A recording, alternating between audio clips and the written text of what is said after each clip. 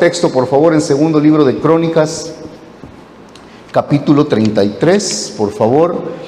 El primero y segundo libro de Crónicas son libros apasionantes, hermano. Son libros llenos de muchos principios, llenos de mucha enseñanza para nosotros. Vamos a leer los versículos, el capítulo 33, versículos del 1 al 7, y luego vamos a irnos al versículo 9. Dice así, segundo de Crónicas 33, del 1 al 7. De 12 años era Manasés cuando comenzó a reinar, y 55 años reinó en Jerusalén, pero hizo lo malo ante los ojos de Jehová, conforme a las abominaciones de las naciones que Jehová había echado de delante de los hijos de Israel. ¿Qué hizo Manasés? Hizo lo malo.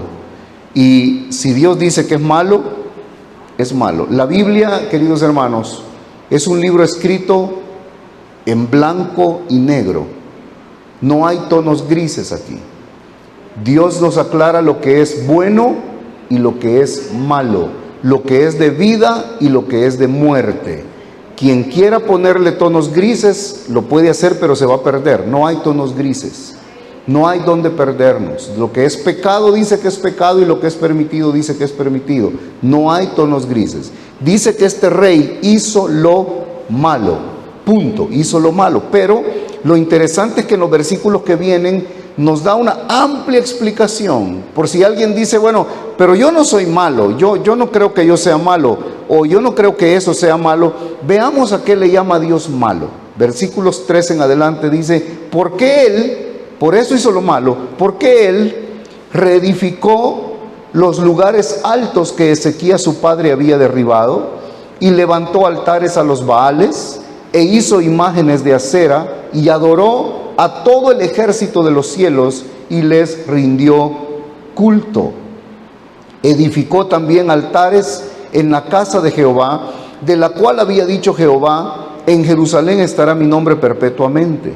Edificó asimismo altares a todo el ejército de los cielos en los dos atrios de la casa de Jehová, y pasó sus hijos por fuego en el valle del hijo de Hinnom, y observaba los tiempos, miraba en agüeros, era dado a adivinaciones, y consultaba a divinos y encantadores, y se excedió en hacer lo malo ante los ojos de Jehová, hasta encender su ira. Además de esto, puso una imagen fundida que hizo en la casa de Dios, de la cual había dicho Dios a David y a Salomón su hijo, en esta casa y en Jerusalén, es la cual yo elegí sobre todas las tribus de Israel, pondré mi nombre para siempre. Versículo 9, Manasés pues hizo extraviarse a Judá y a todos los moradores de Jerusalén, para hacer más mal que todas las naciones que Jehová destruyó delante de los hijos de Israel. Señor, gracias por tu palabra. Disponemos ahora nuestro corazón, nuestra atención, para que no sea una semilla que se pierda, Señor, en una tierra estéril, sino que esta semilla, como dice tu palabra misma, es implantada en nuestros corazones para que dé fruto, para que provoque algo en nosotros que traiga bendición para nosotros y nuestras casas, Señor, en el nombre de Jesús. Amén. Puede tomar su lugar. Entrando directo en materia, hermanos, si usted ve el texto, es muy fuerte. Y si usted es observador, se dará cuenta que todo lo que acá habla es espiritual. Es muy espiritual. Yo quiero hablarle acerca de paternidad, reacción en cadena. ¿Qué es una reacción en cadena? Una reacción en cadena es un conjunto de acontecimientos provocados cada uno por el anterior. Eso es una reacción en cadena.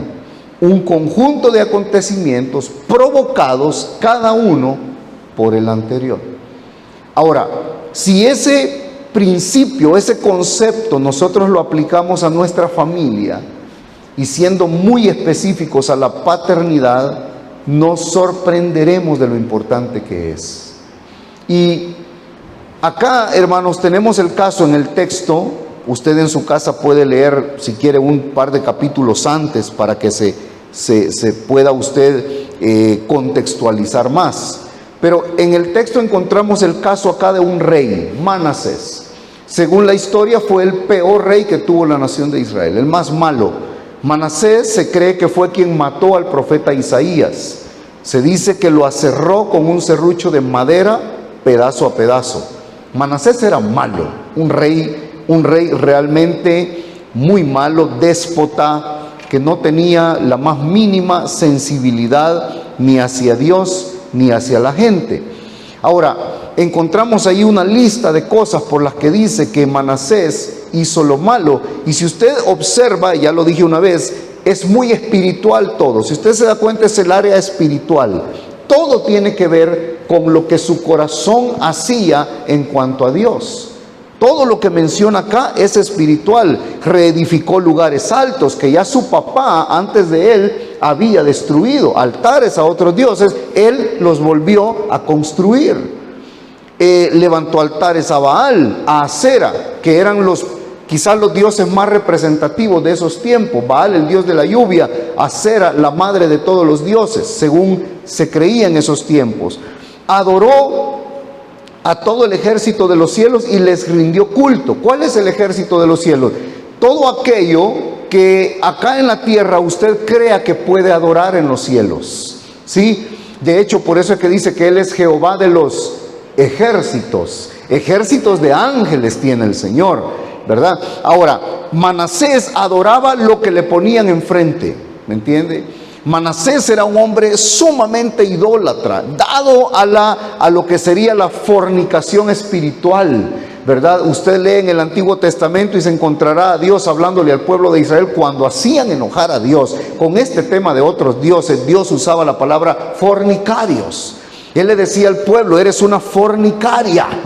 Así le decía a la nación de Israel: es una cualquiera, eres una fornicaria que te vas detrás de tus amantes. ¿Cuáles amantes? Baal, Acera, Milcón, Moloc, que eran los dioses que adoraban en esos tiempos. Así que Manasés tenía un corazón fornicario en cuanto a su fe. Se iba detrás de lo que le ponían enfrente Manasés. Ahora, dice también que él edificó altares en la casa de Jehová. Hermano, en la casa de Jehová, eso no era cualquier cosa. En ese tiempo, hoy hay iglesias, hay miles, millones de iglesias para poder congregarnos. La nación de Israel tenía una, la casa de Jehová. Allí se adoraba al Señor. En esa casa Manasés construyó altares paganos. En esa casa Manasés construyó altares a otros dioses. No solo eso, pasó sus hijos por fuego en el valle del hijo de Hinnom. Significa que él hacía sacrificios humanos, no con cualquiera, con sus hijos. Cuando sus hijos estaban bebés, él se los quitaba a su esposa y los llevaba al altar de Moloc. Moloc era un dios al que se le hacían cultos con fuego, con sacrificios en fuego. Así que él abría su pechito, sacaba el corazoncito y se lo presentaba a Moloc. Eso hacía Manasés. Era terrible. Observaba los tiempos, dice. Observaba los tiempos, significa que era muy dado a creer en aquellos brujos que pensaban que el viento podía hablar o darles alguna señal respecto a algún acontecimiento. Por ejemplo, consultaba a adivinos y encantadores. Adivinos, dice, adivinos, escuche bien, adivinos. Claro, en la lectura no solemos asociar eso con el hoy. Todo lo que estoy diciéndole se practica hoy. Todo lo que le estoy diciendo se practica hoy. Hoy hay altares paganos. En Estados Unidos ya literalmente y descaradamente hay altar a Satanás, con la estatua de Satanás, la imagen de Satanás, altares de todo tipo. La ONU misma tiene ya su propia imagen representativa. Es lo mismo, la diferencia es que antes nosotros lo asociamos como aquellos tiempos. Es lo mismo, los mismos espíritus moviéndose de generación en generación. Las mismas autoridades espirituales moviéndose de generación en generación. Antes era Sodoma y Gomorra, ahora es Nueva York, ahora es Hollywood, ahora son naciones muy comunes las que son el Sodoma y Gomorra de aquellos tiempos. Entonces, vemos que Manasés estaba desagradando a Dios de una manera tan terrible. Estamos hablando del rey de Israel, querido hermano. Estamos hablando del rey de Israel, no estamos hablando de un filisteo, ¿me entiende? Estamos hablando de un judío, de un hombre que estaba en el trono de Israel, era el rey de Israel, consultaba encantadores. Significa que Manasés era un hombre que todo le hacían a él, le hablaban brujos, le hablaban adivinos. Entonces, si eso dice acá que es malo en ese tiempo, es malo hoy. Es malo hoy. Si no se quede viendo el televisor, usted cuando usted está viendo televisión en la mañana y de repente aparece Walter Mercado, creo que ya no está, pero hoy hay otros peores. Así, entonces tenga cuidado usted, no se quede ahí con los pepinos, ¿verdad? Viendo lo que está diciéndole, ¿verdad? Y como dijo, y usted, y más si a usted le gusta el horóscopo, tenga mucho cuidado con esas cosas, ¿verdad? Y si usted allí, ¿verdad? Como dijo, Géminis dijo, ¿verdad, mi amor? Y usted queda con la zanahoria que está pelando ahí, ¿verdad? Oyendo lo que dice. Es exactamente eso a lo que se refiere, que hacía Manasés y que era malo delante de Dios. Y además de esto, puso una imagen fundida que hizo una imagen de un ídolo y lo puso en la casa de Dios, hermano. Y dice que en esa casa él ya había dicho, no que iba a poner un ídolo, sino que iba a poner su nombre. Entonces la osadía que tuvo Manasés en poner un ídolo en esa casa, eso fue para rebalsar, hermano, el enojo de Dios. Y encontramos algo muy interesante en el versículo 9, dice que Manasés hizo extraviarse a Judá y a Jerusalén. ¿Qué hace entonces? Estos pecados hacen extraviarse al hombre, hacen que se extravíe, que no entienda. Y además de eso, dice que Manasés, dice que él encendió la ira de Jehová. ¿Qué significa que todo esto enciende la ira de Dios? El versículo 20 dice, y durmió Manasés con sus padres y lo sepultaron en su casa. Durmió significa que murió, ¿verdad? Murió y lo sepultaron en su casa. Pero veamos lo que sucede, porque aquí estamos hablando de un integrante de la familia. Yo quiero hablarle de este rey y de dos hijos suyos. Y luego que muere Manasés, dice el versículo 20, ponen en su lugar a Amón, su hijo. No Jamón, sino Amón. Amón, su hijo. Y vamos a ver ahora qué sucede con Amón, porque ¿qué pudo haber hecho Manasés con Amón? Pues, bueno, enseñarle lo que él sabía hacer. Enseñarle sus prácticas como padre. Usted y yo le enseñamos a nuestros hijos nuestras prácticas. Manasés también lo hizo con Amón, versículo 21. Necesito que lea conmigo, hermano. Necesito que lea 33, 21 estamos. De 21 años era Amón cuando comenzó a reinar. Un muchacho, 21 años. Y 2 años reinó en Jerusalén. Este duró poquito. Este duró poquito. El papá duró mucho, duró 33 años reinó. Él no, 2. No lo aguantaron pues. Porque literalmente le hicieron un golpe de estado a Amón. Versículo 21, 2 años reinó. 22, versículo centro de lo que yo le quiero compartir hoy. E hizo lo malo ante los ojos de Jehová. Y por favor, papá, mamá, agárrese de la silla con lo que viene, porque es escalofriante, como había hecho Manasés, su padre. Lo que en lo personal me conmueve más de este texto no es que Amón hizo lo malo, sino que dice que lo hizo como lo había visto en Manasés, su padre. Que Dios nos guarde de que un día digan de nosotros, igual a su papá. No, bolito, igual al papá. Ahí anda, ahí en la esquina, ¿te acordás que ahí se pantenía? Don Julio, ¿te acordás que ahí amanecía chupando? Y te acordás que ahí la fondeaba, decimos, ¿verdad? Ahí está ya Julito, el hijo, mire, igualito al papá. ¿Y qué esperas, pues? ¿Verdad? Loquita igual a la mamá, igualita. Ya anda, ya es la famosa de la colonia, ya es la famosa del barrio, ¿verdad? Igualita a la mamá. Qué palabras más terribles, hermanos. Esas son palabras terribles, que a quienes somos padres de familia deben de temblarnos las piernas con esto. Que Dios nos libre de que un día se diga de nosotros que nuestros hijos hicieron lo malo como lo vieron en nosotros. Son palabras terribles en el texto, pero dice eso de Manasés. Pero vea qué curioso, luego sigue el versículo 22. porque como lo había hecho Manasés su padre, porque, y viene y también explica por qué hizo lo malo como su papá. Dice, porque él ofreció sacrificios y sirvió a todos los ídolos que su padre Manasés había hecho. Quiero que usted sea observador con esto, que estamos hablando del aspecto espiritual de esta familia. No está hablando de otra cosa, está hablando del aspecto espiritual. Está hablando de que lo mismo que vio en su papá, ahora él también lo hizo. Ofreció sacrificios también. Mató gente con sus manos para ofrecerle los sacrificios en fuego a Moloc, porque a su papá se lo había visto. Significa que Amón a sus 12, 13 años, siendo un adolescente, lo metían los sacerdotes, lo metían a los cultos satánicos que hacían, lo metían a que viera el fuego, a que viera todo cómo lo hacían. Ahí metían a Amón, ahí estaba el jovencito viendo lo que su papá hacía. Lo aprendió y lo practicó. Amón también, él lo vio y también lo practicó. Amón adoptó y aprendió el pecado de su papá. Hay un texto, hermano, que no puedo evitar que usted lo busque. Si lo quiere buscar, búsquelo rápido, pero no pierda la lectura acá. Es Jeremías 7, versículo 18, y es tremendo lo que dice Jeremías 7, 18. Estamos acá viendo, hermano, aquí usted puede ver lo que hemos llamado el nombre de este mensaje, una reacción en cadena. Estamos viendo ya la reacción en cadena sobre el hijo, sobre Amón.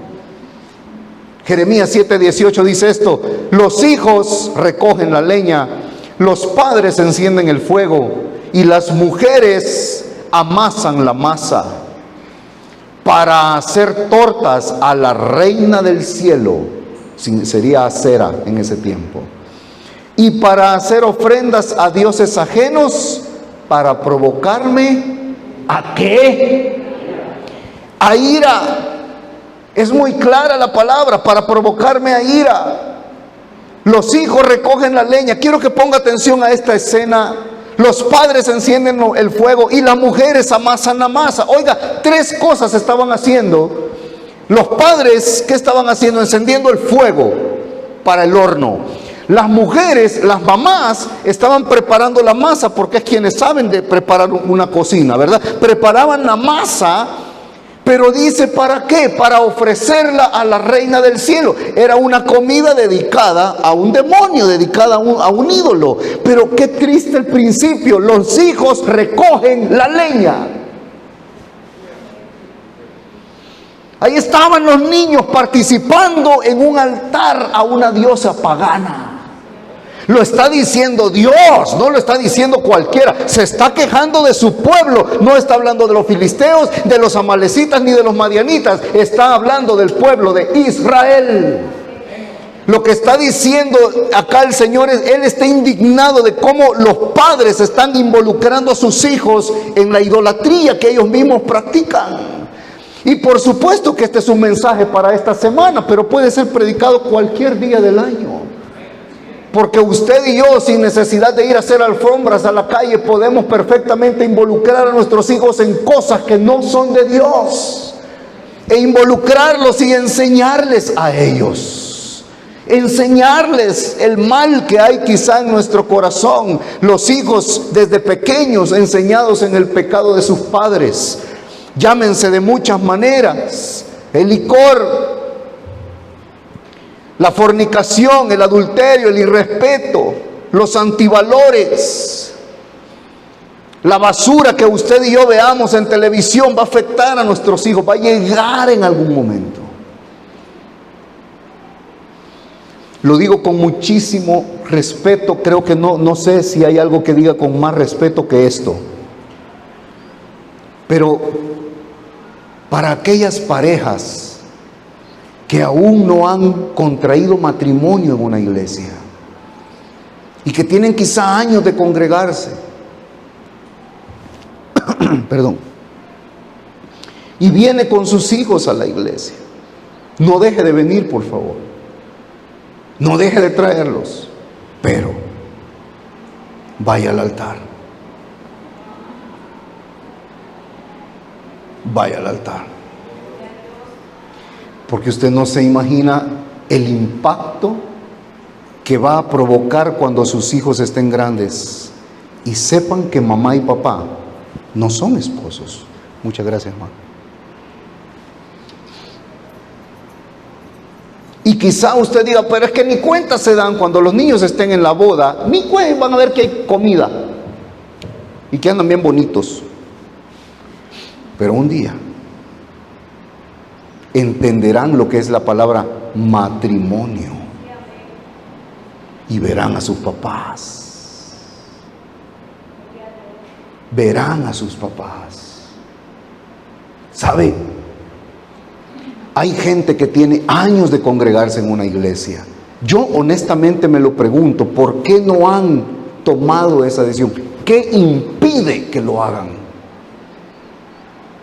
¿Qué impide que lo hagan? Acabamos de estar atendiendo, mi esposa, el caso de una hermana que está pasando por una situación familiar muy crítica con su esposo después de haber visto infidelidades, etc. Y ellos están casados por lo civil. Está bien, ellos son esposos, está bien. Pero de repente le dice esta hermana a mi esposa, yo sueño con que nos casemos por la iglesia. Y el esposo, es el esposo, quiero aclarar esto, sí, es su esposo, está bien, no hay ningún problema, no hay pecado, son esposos. Pero cuando al esposo le mencionó ella en algún momento el casarse por la iglesia, le tiemblan las piernas y dice que no. O sea, qué curioso que él tuvo en algún momento, pues no sé si se equivocó o por qué lo hizo, firmó un acta de matrimonio delante de un abogado, pero delante de Dios no se quiere presentar. ¿Sí me entiende lo que le digo? No se quiere presentar. Sus hijos van a la iglesia, sus hijos son varones, sus hijos van a la iglesia. ¿Qué impacto tendría para sus hijos ver a sus padres delante de Dios, comprometiéndose delante de Dios? Porque el matrimonio es un compromiso, es un pacto el matrimonio. Así que cuando un hijo sabe que papá y mamá tienen un pacto, eso provoca seguridad en ellos. Papá y mamá tienen un pacto. Perdónenme que me salí del tema un momento, hermano, pero es la manera en la que nosotros podemos, sin darnos cuenta, enseñar a nuestros hijos algo que va a ser tan, pero tan perjudicial en el futuro. Yo le contaba a mi esposa que cuando yo tenía más o menos 11 años, yo veía unas mis tías políticas que llegaban a mi casa. Vivíamos con mi mamá y una tía, y habían otras tías por ahí que llegaban, y habían 2 o 3 de ellas que llegaban y pedían cervezas y ponían cervezas en la mesa con sus hijos. Yo estaba chiquito, pero yo veía eso, y una de ellas, esa imagen yo la tengo aquí, porque una de ellas se ponía a su chiquito en las piernas y agarraba yo no me acuerdo si era Suprema, que era en aquel tiempo la Suprema, y se la empinaba el chamaquito, hermano, y yo veía la espumita, ¿verdad? Y heladita la cerveza, y en mí eso despertó una curiosidad, y yo le dije a mi mamá, ¿y por qué no me dan a mí? Y el día que cumplí 12 años, para los que estamos aquí de 40 en adelante, ¿se acuerda usted de Garfield? ¡Ah! Amén. Yo estaba viendo Garfield antes de irme a estudiar. Yo estudiaba en la tarde, y ese día cuando yo estoy comiendo, mi mamá me pone una Pilsener en la mesa y me dijo, pruébela, quítese las ganas. ¿Sabe cuánto tiempo me quité las ganas? 10 años. Al poco tiempo de eso yo ya era alcohólico. Al poco tiempo de eso yo jugaba basquetbol y jugaba con hombres. Yo tenía 12, 13, jugaba con hombres. Y al poco tiempo yo ya era alcohólico. Yo al poco tiempo aguantaba 6, 7, 8 cervezas, y luego vino el licor, y bueno, vino una vida destruida. En 10 años destruí mi adolescencia. Me dediqué a jugar en billares y a estar perdido jugando y apostando en billares, tomando. Me volví alcohólico. Alcohólico de quedarme dormido en un parque, alcohólico de quedarme dormido después de una fiesta tirado en la calle, alcohólico de cuneta, querido hermano. ¿Y cómo comenzó? Comenzó con algo que vi. Y que los mayores, en su ignorancia, claro, sin tener a Cristo, ¿verdad? Pero usted y yo sí tenemos a Cristo. Y usted y yo sí tenemos que velar hasta por el más mínimo detalle. Debemos de tener mucho cuidado, porque son puertas que le abrimos a Satanás. Y él anda, ¿cuántos lo saben? Como león rugiente, viendo a quién puede devorar. Así que los efectos del pecado de Manasés y de Amón. Ahorita estamos viendo a dos integrantes de la familia. Qué triste escena, papá e hijo. Qué triste escena, papá e hijo. Papá e hijo. Si usted no ha visto o no conoce casos, por ejemplo, de los narcos mexicanos, ¿verdad? Como por ejemplo el caso del El Chapo, ¿verdad? Y ver luego a sus hijos comenzar a tomar los negocios de su padre. Y comenzar a comprar ellos ya revólveres de $500,000, ¿verdad? Bañadas en oro, hechas de oro. Y ver sus haciendas y sus grandes fortunas a costa del narcotráfico, del asesinato, del sicariato. Es terrible ver a sus hijos después del papá. Ahora el papá está preso y sus hijos continúan con el negocio. Hermanos amados, Dios, la ira de Dios se enciende con esto. Herencia de Jehová son los hijos. ¿Sí me entiende? Dios pedirá cuenta por los hijos. Ay, hermanos, Dios nos llamará a cuentas. Dios llamará un día al Chapo Guzmán. Dios llamará a Pablo Escobar. Dios llamará a todos aquellos que destruyeron generaciones y generaciones. No sé cómo será la suite que se le va a preparar en el lago de fuego a ellos. No sé cómo será, hermano. Pero yo creo que hasta un su gafete especial les van a poner. Hay gente que va a estar en una zona residencial en el lago de fuego, hermano. Creo yo que así va a ser. Versículo 24 y 25. Y conspiraron contra él sus siervos y lo mataron. Mataron a Amón. Amón cayó mal. Amón no lo quisieron. Lo mataron. Mas el pueblo de la tierra mató a todos los que habían conspirado contra el rey Amón. Y el pueblo de la tierra puso en su lugar ¿a quién? A Josías, su hijo. Dice de Manasés, ¿qué dice? ¿Que hizo lo bueno o que hizo lo malo? ¿Hizo lo malo? Dice luego de su hijo Amón, ¿que hizo lo bueno o hizo lo malo? Hizo lo malo. Pero ahora viene el tercero en esta familia. Ahora viene quien quedó en el trono. Tenía 8 años. Era un niño, Josías. Versículo 1 del capítulo 34. De 8 años era Josías cuando comenzó a reinar. Y 31 años reinó en Jerusalén. Usted dirá, ¿cómo es eso que tenía 8 años y lo pusieron a reinar? Sí, era así. Era el único heredero al trono, tenía que ser rey. Así que sentaron a Josías, le pusieron un carrito en esta mano, la corona de rey y el cetro real en la otra. Y Josías ni sabía lo que estaba pasando. Jugando con el carrito, lo estaban coronando de rey. Tenía 8 años. Pero el versículo 2 dice algo interesante. Este hizo lo malo ante los ojos de Jehová. ¿Cómo dice, hermano? Este hizo lo recto ante los ojos de Jehová y anduvo en los caminos de David su padre sin apartarse a derecha ni a izquierda. Ahora, cuando Josías tenía 8 años, mataron a su papá. Estoy seguro que él tuvo que ver esto, porque se le metieron a su casa a Amón y en su casa lo mataron. Estaba en su casa, estaba su hijo. Si no vio, oyó, pero él oyó. Lo mataron. Entiéndame que un golpe de estado, ¿verdad? Se metieron a la casa real del rey. O sea, hermano, un caos nacional. Y se meten y lo matan. Y Josías estaba allí. Pero dicen, vamos a dejar a Josías de rey, porque él está pequeño. Así que lo vamos a dejar a él de rey, porque a él lo podemos manipular, probablemente pensó la nación. Y lo ponen de rey, pero dice el versículo 2, dice que él en lugar de hacer lo malo hizo lo recto. Él en lugar de hacer lo malo dice que Josías hizo lo recto. Y es curioso porque en él sucedió algo.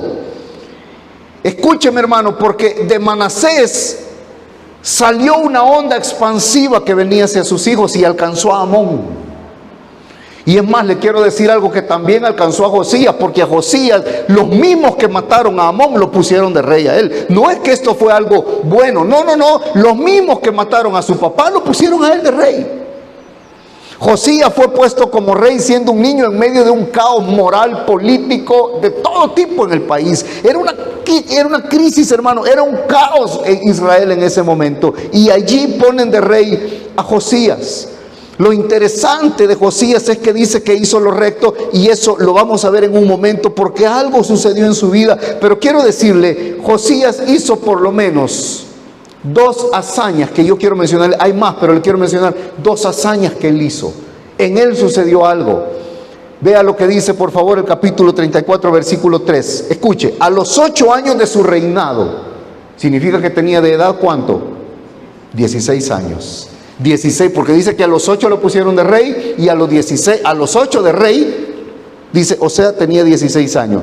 Comenzó a buscar al Dios de David, su padre.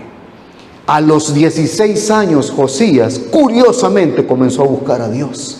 No al Dios de Manasés, no al Dios de Amón, no a Moloc, a Milcom, a Baal, a Acera, ni a ninguno de esos dioses. Josías comenzó a buscar al verdadero Dios. Eso es lo que Manasés y Amón no hicieron. Josías sí lo hizo. Yo no sé qué es lo que nuestros padres hicieron, querido hermano, o no hicieron. Yo estoy seguro que aquí la mayoría somos padres.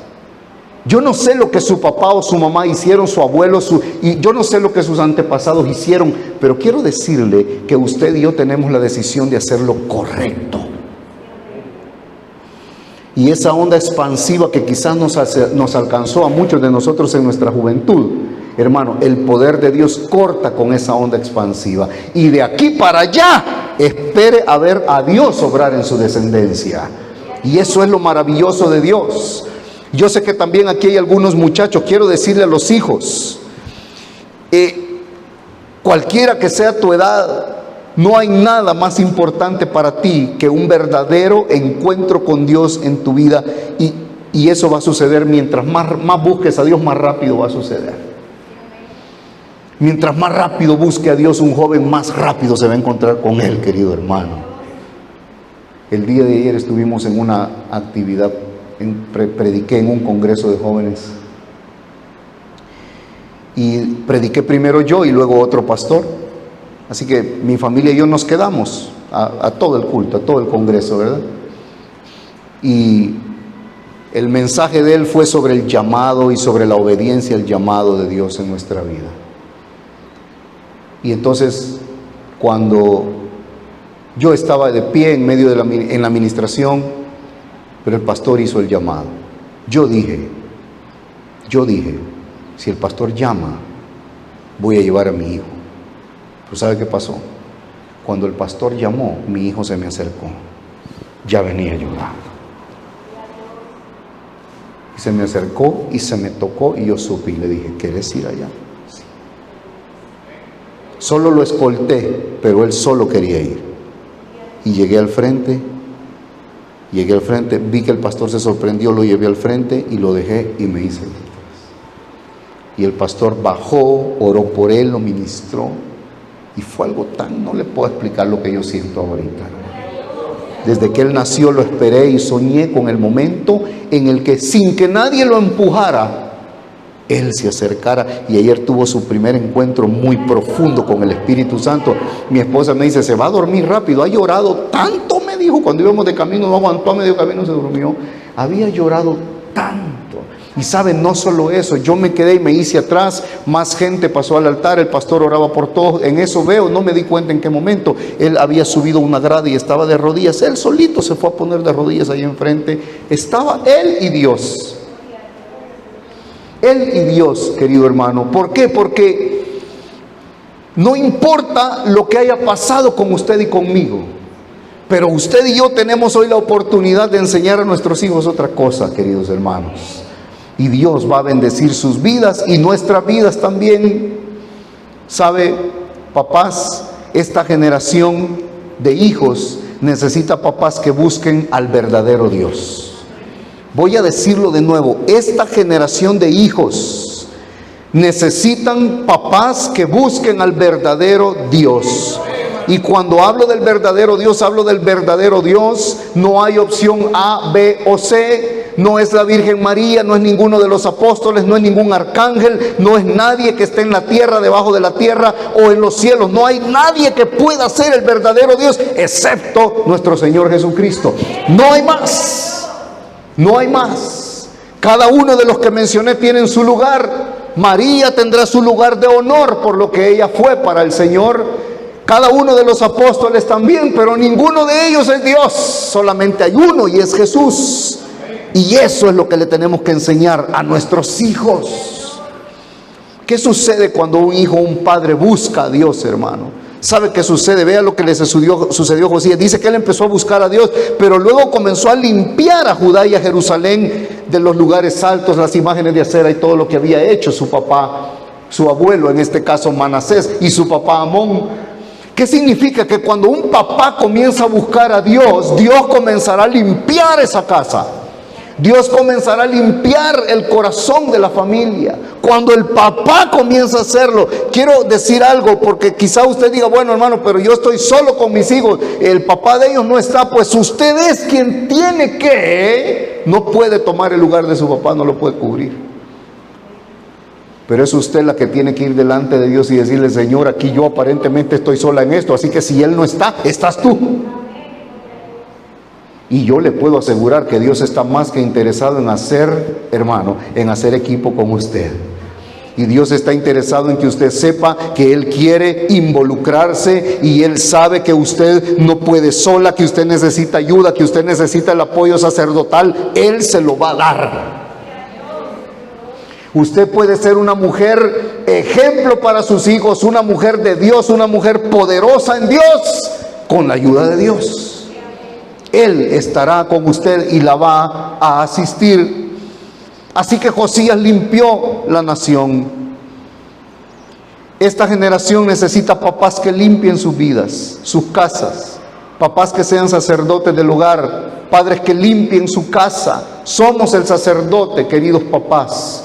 Refiriéndome directamente al varón, al padre, al papá, usted es el sacerdote de su casa y a usted se le pedirá cuentas por su casa. Qué triste es esto, que fue Josías, escuche, quien limpió. Lo primero que Dios le dijo a Josías, que escuche, hermano, por favor, lo primero que Dios le dijo a Josías fue, Josías, quiero que vayas a la nación a limpiarla, porque apesta. Porque está llena de altares por todos lados. Debajo de los árboles hay altares a dioses paganos. Los brujos andan por todos lados haciendo fiesta, invocando a Baal, a Aser y a los demás dioses. Josías, quiero que salgas a la calle y quiero que lleves a un ejército contigo y quiero que limpies la nación, porque apesta con el pecado de tu padre y de tu abuelo. Y Josías se fue a limpiar todo el desastre que su papá y su abuelo habían hecho. A mí me conmovió la primera vez que descubrí yo, que quizá nunca lo había visto, que Josías había hecho esto. Qué triste es que él lo hiciera, querido hermano. ¿Sabe por qué? Porque no le correspondía a él.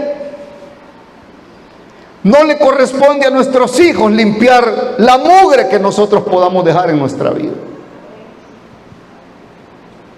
Josías lo hizo. Hay hogares así, ¿sabe usted?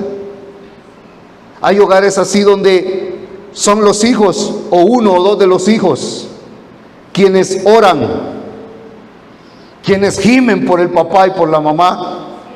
Hay hogares donde ellos toman el lugar espiritual de su papá porque papá no está. Porque papá anda en Marte, en la Luna, en Júpiter y los que están peor en Plutón. Hay hogares donde a la mamá no le amanece. No le cae la peseta, hermano, hermana. No le cae el 20 que ella es mamá. No aterriza. Hay hogares donde son los hijos los que han tomado la batuta. Allá están en la playa, hoy en Semana Santa van a la playa, a los campamentos. Yo lo vi por años eso. Allá están los muchachos y tiran y hacen una actividad, ¿verdad? Y algo simbólico en la fogata. Y dice el pastor, ponga usted en un papel qué es lo que usted anhela que Dios haga. O ponga en un papel qué es lo que usted le entrega a Dios. Y allá van a tirar el papel ellos llorando por su papá y por su mamá. Yo lo he visto. Los he visto tirados en la arena gimiendo, revolcándose porque papá no quiere nada con Dios. Porque mamá no quiere nada con Dios. Porque dice, vaya usted. Porque no entiende que se le está destruyendo la vida, pero no quiere dar pasos hacia lo correcto con Dios. Hay hogares en los que son los hijos los que sostienen la casa, no económicamente, sino espiritualmente, con su estilo de vida. Hay hogares donde el papá piensa que por el carro que tiene, que porque lleva la plata a la casa y porque él sostiene económicamente la casa, él piensa que es la última Coca-Cola del desierto. Yo quiero decirle algo a esos papás hoy, ojalá esté uno aquí y los que van a ver este video, pero quiero decirte que tú no has entendido que porque tu hijo ora por ti tienes ese trabajo. Que porque tu hijo gime por ti, tú tienes esa empresa, tienes ese carro, esa casa. Más no sabes que el día que tu hijo bajara las manos, se te viene todo a ti abajo también. Hay hogares donde los hijos tomaron un papel que no les corresponde. El papel de sacerdote no les corresponde a los hijos, nos corresponde a los padres. Dejemos que ellos sean hijos, que sean niños, que vivan su niñez, su adolescencia y su juventud. Y un día ellos tomarán sus decisiones y ellos serán sacerdotes de su casa, no de mi casa. Hay hijos que están cansados de la ambigüedad de sus papás, de que sí, que no. ¿Cuántos hijos hay ahora que después de la pandemia sus papás ya no volvieron? Y ellos ahí están. Ahí están los muchachos. Y papá ya no quiere, pastor. Pero ¿por qué, hijo? Si era líder tu papá, para diácono iba, ¿verdad? Pues ya no, pastor, porque ya no quiere venir. Y tu mamá, peor. Y ellos ahí están. Pero hay hijos que están cansados de esa ambigüedad. Quiero decir esto y que quede grabado, porque va a quedar grabado. Pero hay hijos que están cansados de la frialdad espiritual de sus papás. Hay hijos que están, óigame, hay jóvenes, hay hijos suyos que están siendo tocados por Dios, que están recibiendo mucho de Dios. Escúcheme, y un jovencito que comienza a llenarse de Dios, ¿sabe qué es lo que sucede con él? Comenzará a demandar de los demás también de Dios. Un jovencito lleno del Espíritu Santo no se va a fijar en cualquier cipota solo porque es bonita. Él le pondrá el ojo a lo espiritual también. Él le pondrá el ojo a lo espiritual. Es igual en nuestra casa. Un hijo lleno de Dios comenzará a demandar de sus padres lo espiritual. Y cuando eso suceda, tenemos que estar preparados a quedarnos callados y aguantarnos que nos están demandando lo espiritual. Su hijo no debería de saber más de la Biblia que usted. No debería, gloria a Dios, si lo sabe, pero no debería. Debería de usted siempre ir adelante. Adelante. Adelante de su hija. Adelante de su hijo. Así que hay hijos que están cansados de la indiferencia, hijos que están cansados de la burla de sus papás hacia los pastores, hacia la iglesia. Hay hijos que no soportan eso, que lo han visto por años quizá. Hijos que están cansados de la falta de atención de sus papás, están cansados de los pretextos, están cansados de ver a sus papás haciendo de todo menos buscando a Dios en sus vidas. Yo quiero cerrar, hermano, diciéndole lo siguiente. Usted y yo somos responsables del legado que le vamos a dejar a nuestros hijos. No es lo mismo legado que herencia. ¿Sí? La herencia es algo que los padres construyen y se lo dan a sus hijos. Usted construyó su casa, usted pagó su casa en 20 años, ya es suya, tiene la escritura y usted dice, va, hijo, venga, firme aquí. Y aquí queda escrito que esta casa el día que yo me muere es suya. Él le dejó una casa, no la hizo él, es una herencia. El legado no es eso. Legado son las herramientas que los padres les damos a nuestros hijos para que ellos construyan algo en su vida. ¿Sabe qué ha pasado con tantas generaciones y generaciones de jóvenes en nuestros países? Que los padres no dejaron un legado y no supieron qué construir con sus manos. El legado es que nuestros hijos sepan qué construir con sus manos. La herencia que Dios nos dejó, ¿cuántos sabemos cuál es la herencia que Dios nos dejó? Vamos a ver quién se lleva un premio hoy. ¿Cuál es la herencia que Dios nos dejó a usted y a mí? ¿Hola? La salvación. ¿O hizo algo usted por ella? Él la ganó. Él construyó la salvación para usted y para mí. Eso es la herencia para usted y para mí. ¿Cuál es el legado que Él dejó para usted y para mí? El legado son las herramientas para que usted sepa cómo construir algo en su vida. No busque más. Aquí está el legado de Dios para usted. Es esto. Es esto. Son 66 libros. Son 66 libros. Escritos por hombres de diferentes países, de diferentes idiomas, incluso algunos. Escritos para que usted y yo tengamos herramientas para cómo vivir nuestra vida. Eso es el legado para usted y para mí, queridos hermanos. La gran pregunta es, ¿cómo provocamos una reacción en cadena de bendición para nuestros hijos? Número uno, usted y yo debemos asumir nuestro papel de sacerdotes. ¿Sabe qué significa asumir, hermano? Asumir es hacerse responsable de algo. En un traspaso presidencial, ahí está la banda presidencial, ahí la tienen, y ahí está el nuevo presidente sentado, pero mientras esa banda no se la pongan, él todavía no es constituido como presidente del país. Él todavía no asume su papel como presidente. ¿Sí me explico? Pero cuando él pasa y él siente que esa cosita se la pusieron encima, ay hermano, yo creo que ahí le tiemblan las piernas, ¿verdad? Ahí él asume que es el presidente del país. ¿Cuántos de nosotros hemos asumido que nosotros somos el sacerdote de nuestros hijos? Que usted y yo somos los responsables de nuestros hijos. Más que tener un papel como proveedor, usted y yo tenemos papel como sacerdote, como líderes de nuestros hijos. Sin un sacerdocio la casa no tendrá rumbo, queridos hermanos. Un papá que no asume su sacerdocio está cometiendo un crimen a largo plazo, quizá a mediano plazo. Vemos esto ahora en nuestra época, de cómo hay tantos modelos falsos que nuestros hijos pueden ver y tomar ellos identidad de eso. Michael Jackson confesó que cuando él estaba pequeño sentía tanto miedo a su papá que cuando la puerta sonaba que él estaba abriendo, él corría al baño a vomitar y a vomitar y a vomitar.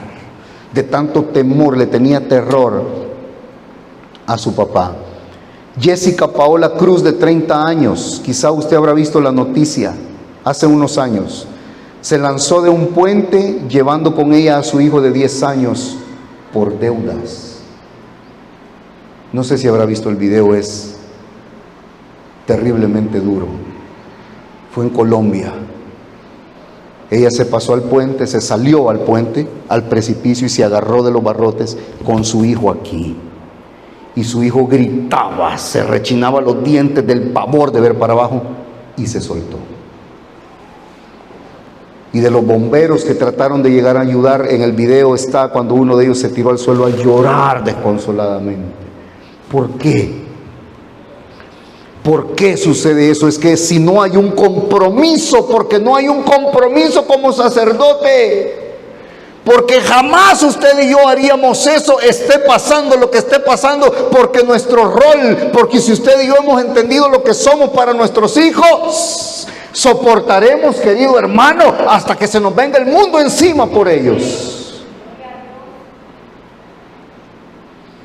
Tengo mucho respeto por mucha gente que ha cometido actos como, por ejemplo, un pastor en Estados Unidos que se quitó la vida. Dejó a su esposa y a 3 hijos. Y he escuchado a algunos que tratan de excusar la situación, como diciendo, uy hermano, la depresión puede ser tan profunda que no hay que subestimarla. Sí, yo lo sé perfectamente. Pero si habían hijos, no había situación que pudiera o que obligara a un hombre comprometido con ellos a quitarse la vida cobardemente. Porque ahora ellos se están preguntando por papá. El efecto de la ausencia del sacerdote en la casa es terrible. Manasés heredó a su hijo desobediencia e idolatría. Allá nos encontramos en el caso del libro de Ruth con Elimelec, que se movió de Belén y arrastró a toda su familia a la desgracia con él. Ahora acabamos de ver el caso de Amón, hijo de Manasés, que heredó lo mismo para Josías. David produjo grandes cosas para el reino, pero no para su familia, por culpa suya, porque él no fue un sacerdote para sus hijos.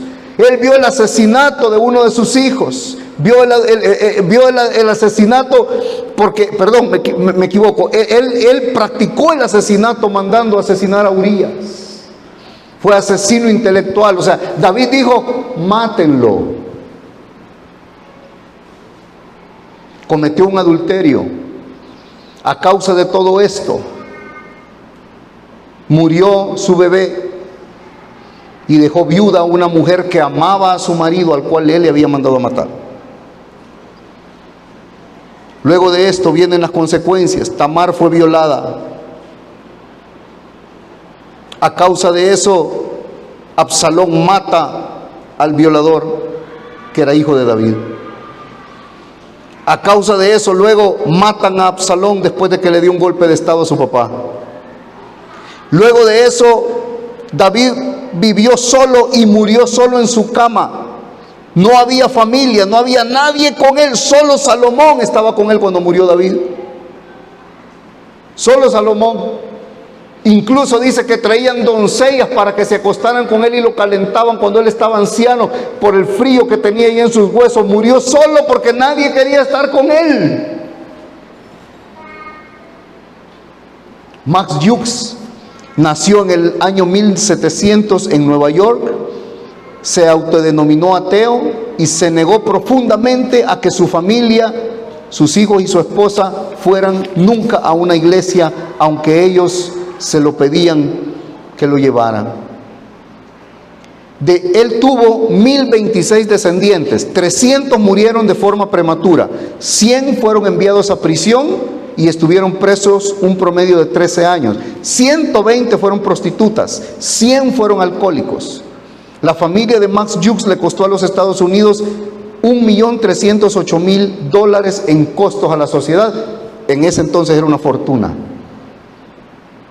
El sacerdote debe de asumir también su rol espiritual, su papel de maestro espiritual.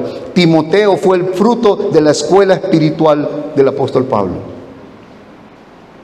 Usted y yo debemos entender la importancia de enseñarle a nuestros hijos una vida espiritual correcta. El papá debe de enseñar fe, transmitirle a sus hijos que tengan fe y esperanza. Debe transmitirle a sus hijos de creer en Dios siempre, que Dios provee, que Dios es bueno. Papás cristianos a esta altura todavía hablándole de Santa a sus hijos en Navidad, y que Santa les va a traer un regalo y que Santa les va a traer acá por Dios. ¿Sabe? En el Medio Oriente a un niño de 8 años le enseñan a que tome un fusil y a que muera por la causa. Y nosotros que conocemos al Dios verdadero le enseñamos a nuestros hijos que Santa le trae regalos en Navidad. Usted dirá, ay hermano, qué cuadrado. ¿Por qué no le dice que Jesús le da el trabajo a su papá, a su mamá, que el Señor provee para la mesa? Hijos, este pavo tan grandote que nos vamos a comer, que hasta nos vamos a enfermar, pero lo vamos a comer. Y esa ropa nueva que ustedes andan, esos zapatos, ¿quién sabe? ¿Cómo saben ustedes que lo compramos? Porque dice la palabra que el Señor es nuestro proveedor. Jesús nos provee, hijo. ¿Quién nos provee? Jesús, papá. Jesús nos provee. Él nos provee. Jesús es el proveedor, es el Señor el proveedor. Debemos enseñarle la fe de manera correcta, a creer en Él. Usted dirá, ay hermano, pero y eso, a mí me lo han dicho directoras de colegios cristianos, hermano, ¿y qué le ve de malo a eso? Me dijo una directora, mire, yo aspectos teológicos no me voy a poner a pelear con usted. Pues lo va a pelear porque yo estudié teología, le dije. Explíqueme por qué en el colegio cristiano, respaldado por las asambleas de Dios, están enseñándole tanto de santa a los niños. Ay, hermano Iván, ay, pastor, ya no lo vuelvo a traer, qué cuadrado el hermano Iván, ¿verdad? Debemos enseñarlos a nuestros hijos que Dios es poderoso, que sepan, que siempre crean en su corazón que para Dios no hay nada imposible. Y un día lo creerán ellos también. Ellos lo creerán un día también. El pastor David Greco, un pastor argentino, cuenta que uno de sus hijos, su hijo menor, se había enfermado y a su hijo le había encontrado un tumor. Y entonces un día oraron y le iban a hacer unos exámenes el día siguiente a su hijo. Y estaban ahí en la habitación y su hijo comenzó a orar. Le dijo: papi, voy a orar yo. En el nombre de Jesús, dijo, a este tumor le caen proyectiles atómicos. Y en el nombre de Jesús, este tumor se hace pedazos, se pulveriza. En el nombre de Jesús, este tumor es destruido por los láser. En el nombre de Jesús, decía él. El día siguiente llegaron para que a su hijo le hicieran exámenes, etc. Y dice el papá, no lo dejaron entrar. Su papá estaba cerca ahí. Él entró solo con la mamá y a él le tocó quedarse afuera. Dice que se moría de los nervios y de repente escuchó que un doctor dijo necrosis. La palabra necrosis significa muerto. Y abrió la puerta y se metió. ¿Cómo que necrosis?, dijo él. Y el doctor le dijo: ¿está muerto el tumor? ¿Se murió?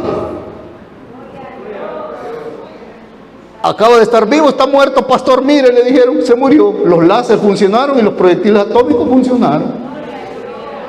Enseñemos a nuestros hijos a creer que Dios es poderoso cualquiera que sea las circunstancias. Enseñémosles a nuestros hijos de la soberanía de Dios, que habrá experiencias en la vida que no serán para nada agradables, pero que sobre todo eso Dios tiene el control. Enseñemos a nuestros hijos la provisión, que es el Señor el que nos provee, como ya mencioné. No subestimemos el entendimiento de nuestros hijos. Enseñemos a nuestros hijos correctamente, queridos hermanos.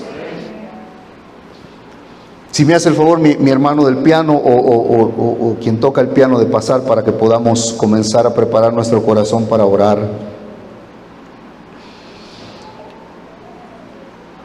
Debemos de dar a Dios primero y enseñar a nuestros hijos que Dios es primero.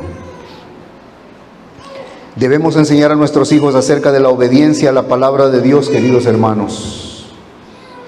Debemos enseñar a nuestros hijos acerca de la obediencia a Dios en todas sus expresiones, queridos hermanos. Enséñale a sus hijos que usted diezma y sus hijos van a diezmar y van a bendecir su casa. Mis hijos ahorran, tienen sus alcancías y ahorran. Ayer estaba en la mañana, a las 6:30 de la mañana, con mi hijo mayor reunido y estábamos leyendo el Salmo 9, el Proverbio 9, y dice la palabra: fíate de Jehová de todo tu corazón, todo tu corazón. Y una cosa nos llevó a otra, y de repente estábamos hablando de dinero. Le expliqué qué era el diezmo y por qué está en la Biblia y qué decía Dios del diezmo. Y le dije: cuando tú quieras, puedes comenzar a darle a Dios lo primero de lo que tú tienes. Y me dijo: no, pues ya. No, pues ya. Por eso dice la palabra: si creyéramos como un niño, ¿verdad? Pero aquí hay algunos quizás que tienen 10 años de estarle explicando y dice que no lo entiende. Sí lo entiende, no es que no lo entiende. Comencemos a enseñar a nuestros hijos la obediencia desde nosotros mismos. Desde nosotros mismos. Y por último, debe de servir a Dios usted y yo con excelencia y enseñarlo a nuestros hijos. Y eso será una reacción en cadena. ¿Sabe qué le dije ayer a mi hijo? Perdone que hable tanto de mis hijos, pero yo me emociono cuando hablo de mis hijos, hermano. ¿Sabe qué le dije ayer a mi hijo? Hasta cómo vas vestido habla de lo que hay en tu corazón para el Señor. Y le expliqué, puede ser que tus zapatos estén rotos, hijo, pero bien lustraditos. Rotos, bien lustrados. Está raro, ¿verdad? Sí, rotos porque no puedo comprar otros ahorita, pero como voy para la iglesia y es para el Señor, los voy a lustrar bien para que vayan bien bonitos. Le hablé de la excelencia. Le hablé de la excelencia, le hablé. Ahorita que veníamos, ¿sabe qué dijo? Venían adivinando para qué iglesia veníamos. Y al fin que dijo, oh, ¿dónde está la batería bien chiva? Dijo, ¿verdad?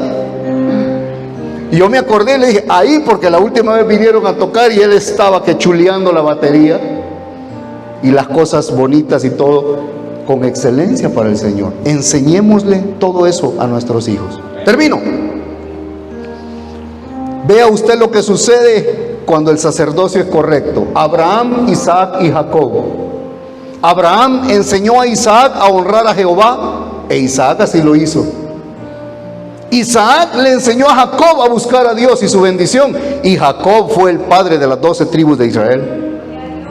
Jonathan Edwards, año 1703, a la par de Max Jukes que le acabo de leer, nacieron 3 años de diferencia. También vivió en Nueva York. Se casó con una mujer cristiana que tenía sus mismos ideales, y a pesar de lo ocupados que pasaban, él escribía mucho. Un pastor reconocido, un hombre ungidísimo, pastor, evangelista, siempre le enseñó a sus hijos el camino de la fe de la manera correcta. Tuvo 729 descendientes, Jonathan Edwards. 300 fueron ministros del evangelio.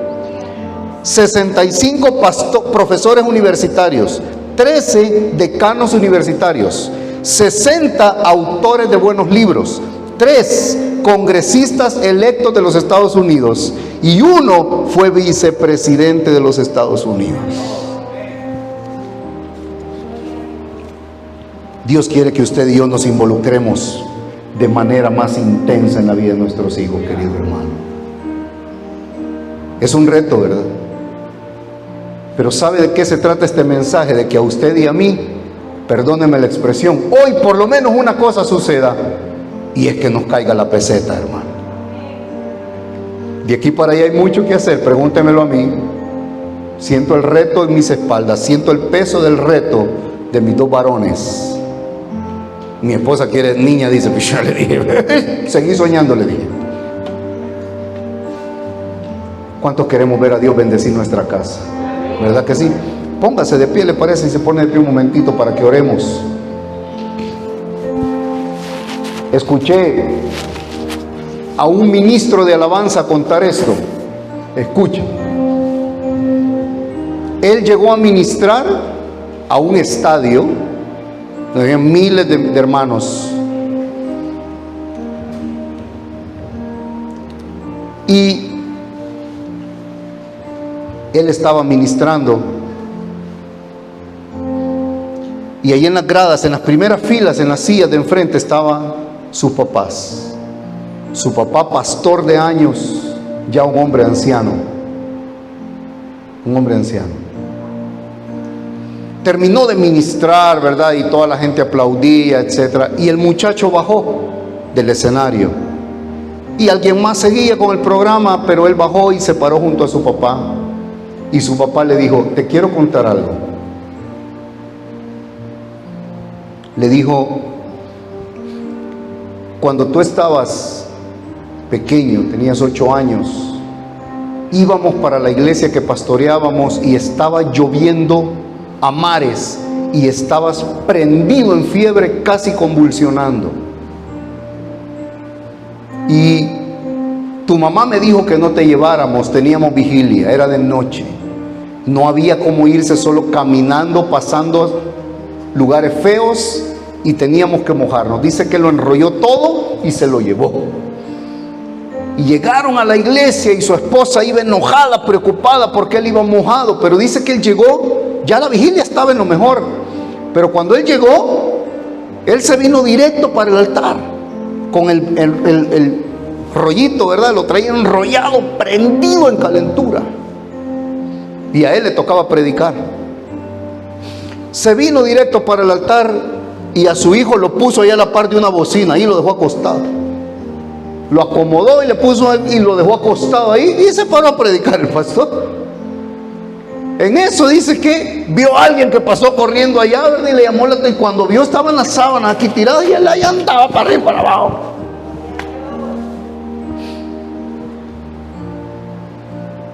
Y dice el papá que cuando él estaba viendo a su hijo ministrando allí, el Espíritu Santo le habló